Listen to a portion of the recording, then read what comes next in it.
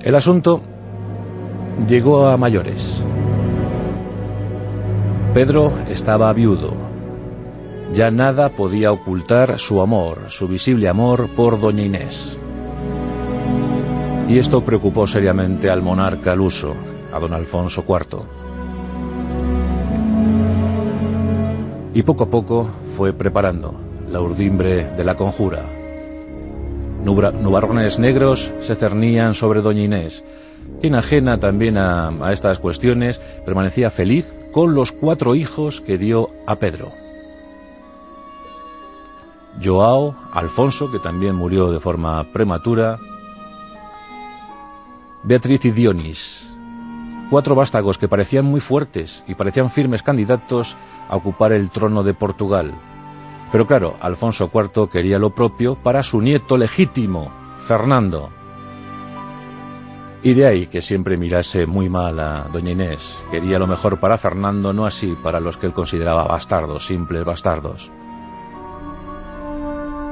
De esa manera transcurrieron los años. Pedro se alejaba cada vez más de su padre.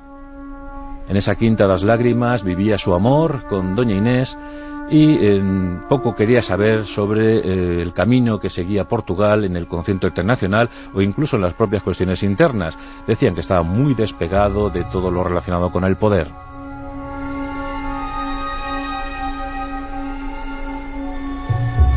Y al fin se consumó la tragedia. Ocurrió en 1355. El 7 de enero de dicho año, Alfonso IV se reunió con sus nobles. Sus cortesanos pronunciaron el veredicto, el asesoramiento, y al fin determinaron que lo mejor era que doña Inés muriese. Nos encontramos 2 historias. Una de ellas afirma que doña Inés fue reclamada a la corte para que allí se le leyese la sentencia fatal. Según esta narración, doña Inés acudió en compañía de sus 4 vástagos para, a lo mejor mover el corazón o crear un clima de misericordia hacia ella, cosa que no consiguió. Y bueno, pues según cuentan estos escritos, doña Inés fue ejecutada allí mismo, en la corte, ante la presencia del rey. Otros comentan, dicen, aseguran que el rey se compadeció de ella y que la dejó marchar, pero que en otra vuelta de los acontecimientos ordenó a 3 de sus cortesanos, llamados González, Coelho y Pacheco, que fuesen a la Quinta das Lágrimas y que allí ejecutasen a doña Inés. Esto es al parecer lo que hicieron el 7 de enero de 1355. Ella no había cumplido los 35 años de edad y dicen que fue asesinada en presencia de sus hijos. El dolor inundó el alma del príncipe Pedro. Y a tanto llegó la emoción, a tanto llegó la rabia, que de inmediato reunió a sus leales y ofreció la guerra a su padre. Con sus tropas sitió la ciudad de Oporto y durante unos meses el clima de guerra fratricida invadió todo Portugal. Al fin, padre e hijo se entendieron y en agosto firmaron una paz siempre precaria, porque en el corazón de Pedro había anidado el odio, el ánimo de venganza, cosa que concluiría, cosa que finiquitaría años más tarde. Pero de momento la tregua paterno-filial se estableció al menos durante 2 años hasta que falleció Alfonso IV en 1357.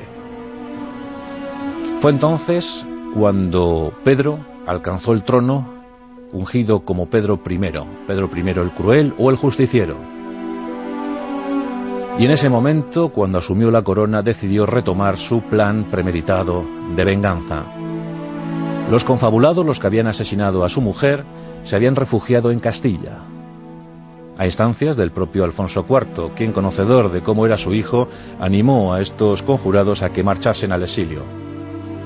Y ahí permanecían González, Coelho y Pacheco cuando Pedro decidió reclamarles.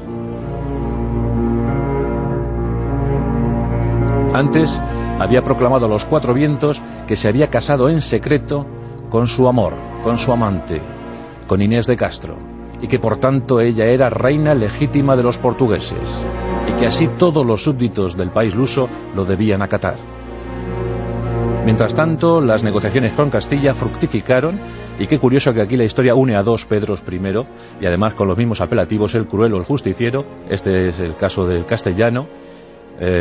Pues Pedro I de Castilla se entendió con Pedro I de Portugal y devolvió a los asesinos, al menos dos de ellos, porque un tercero, Diego López Pacheco, escapó atravesando la frontera con Aragón y llegando a la corte papal de Aviñón. Por entonces los papas estaban establecidos en Aviñón, en Francia, y ahí se le pierde la pista.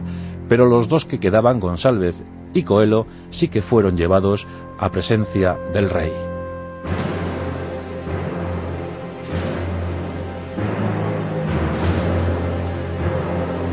En ese tiempo, la verdad es que los métodos eran muy expeditivos.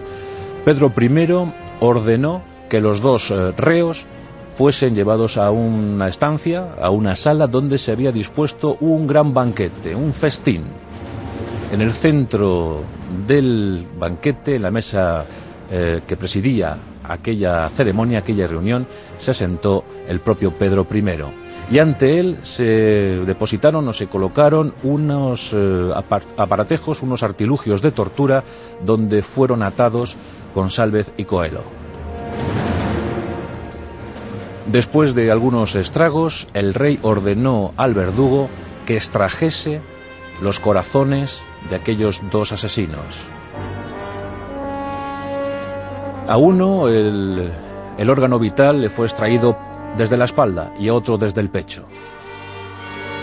Y según se cuenta, el rey mordió ambos corazones a modo de sentencia final. Se comió el corazón de aquellos que habían asesinado, de aquellos que le habían arrebatado el amor de su vida. De esa manera tan cruel terminaron González y Coelho. Después, lo que dispuso Pedro I, mejor dicho, fue que Inés fuese desenterrada, que su cuerpo fuese exhumado. Se encontraba en Coimbra y el propio Pedro I encabezó la comitiva funeraria desde Coimbra hasta el lugar donde el cuerpo de su amada iba a ser depositado, en el monasterio de Alcobaça. Bueno, pues en ese monasterio dicen que se dio el último trance en esta historia trágica. Y es que la proclamada por él, su reina, fue sentada en un trono. Imaginaos cómo estaba el cadáver después de 5 años, porque nos encontramos en 1360. El cadáver estaba en estado pues más que lamentable. Pero aún así, Pedro I ordenó a sus nobles que rindiesen pleitesía, que se inclinasen ante la reina y que besasen la mano huesuda de la monarca. Dicen que Pedro I la seguía viendo bellísima como el primer día, como cuando la conoció con tan solo 18 años de edad. Los nobles asumieron ese episodio, rindieron homenaje a su reina fenecida y después acudieron acompañando a su rey al último entierro, al último acto de aquella historia.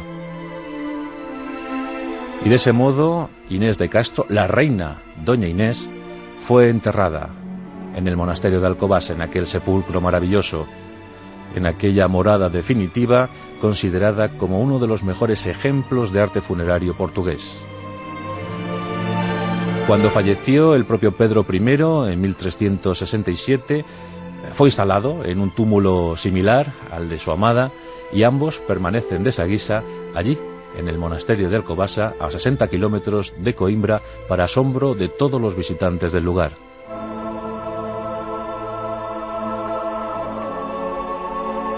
Una historia tremenda que luego fue ensalzada por el teatro. El propio Alejandro Casona, el gran autor teatral, el gran dramaturgo español, pues confeccionó una obra que estrenó en el siglo XX y que gustó a tantos. Luis Camões, el célebre poeta portugués, también habló de esta historia, y sobre todo la rumorología, la tradición popular, oral sobre todo, pues llevó esta historia hasta nuestros días. Pero os preguntaréis qué pasó con los hijos de Inés de Castro.